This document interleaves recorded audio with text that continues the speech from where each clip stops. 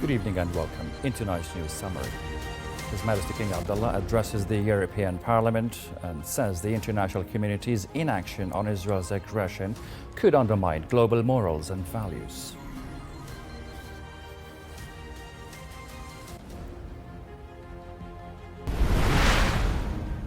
Prime Minister Jafar Hassan conducts an inspection tour of 4 facilities in Naur district here in Amman. And the Health Ministry in Gaza says that 45 Palestinians have been killed and hundreds more injured in an Israeli strike targeting crowds awaiting humanitarian aid in Khan Yunis.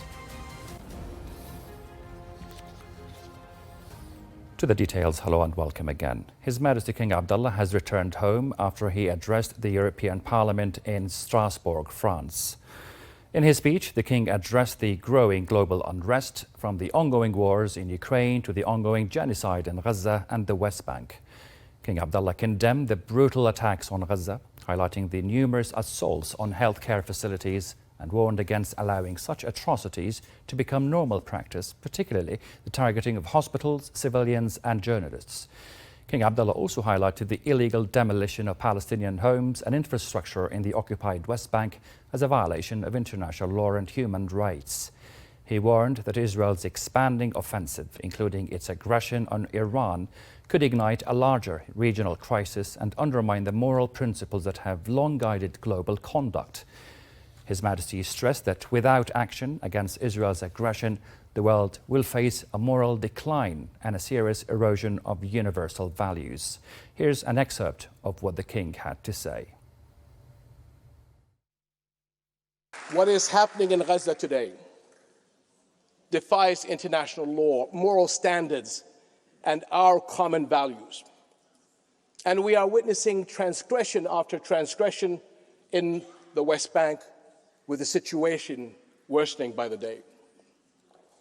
If our global community fails to act decisively, we become complicit in rewriting what it means to be human.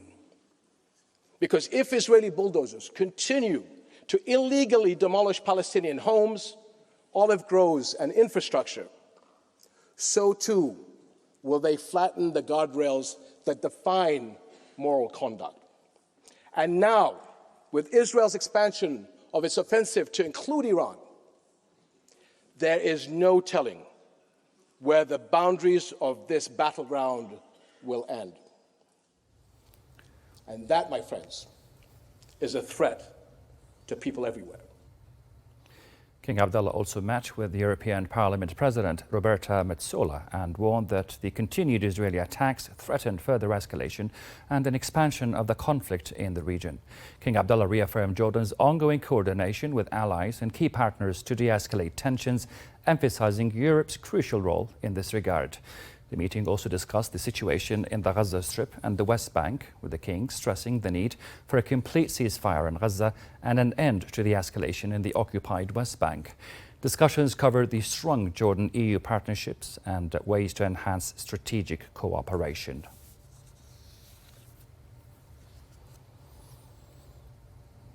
Back here at home, Prime Minister Jafar Hassan has conducted an inspection tour of 4 industrial, health, youth and social facilities in Naur district. The tour began at Nutri-Dar Food Company, which employs 120 Jordanians and exports 6 million dinars worth of children's food products to 11 Arab countries. And at the Our Lady of Peace Center for Persons with Disabilities, Hassan praised the center for the center's rehabilitation services and instructed authorities to increase the capacity of the facility to accommodate children on waiting lists. During his visit to Al-Quttain Primary Health Center, the Prime Minister demanded urgent service upgrades, infrastructure improvements and better care for residents amid shortages in medical staff. The Prime Minister concluded the tour at Hisban Youth Sports Club, where he issued directives to install solar power units and finalize the construction of the club hall.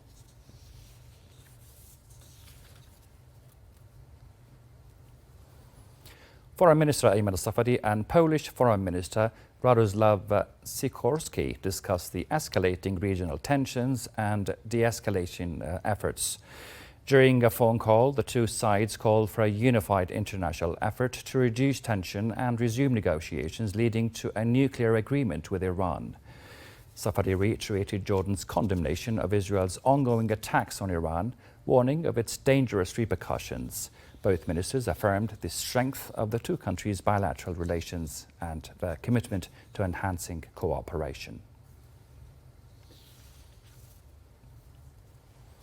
Senate President Faisal Faiz has discussed with Bahrain's ambassador to Jordan, Sheikh Khalifa bin Hamad Al Khalifa, ways to strengthen Jordanian-Bahraini relations across various fields. Al Faiz emphasized the strong bilateral ties, noting the commitment of His Majesty King Abdullah II and His Majesty King Hamad Al Khalifa to further deepen cooperation. For his part, Sheikh Khalifa praised the high-level strategic partnership between the two countries, expressing appreciation for Jordan's steadfast positions in supporting Bahrain's stability and prosperity. Over to the Gaza Strip, where the Health Ministry says that 45 Palestinians have been killed and hundreds more injured following an Israeli strike targeting crowds who are awaiting humanitarian aid in Khan Yunis. In a statement, the ministry warned that emergency ICUs and operation rooms are now overwhelmed, with medical teams struggling amid critical shortages of life-saving supplies. The ministry called for relevant parties to increase emergency medical aid deliveries to Gaza's collapsing healthcare system.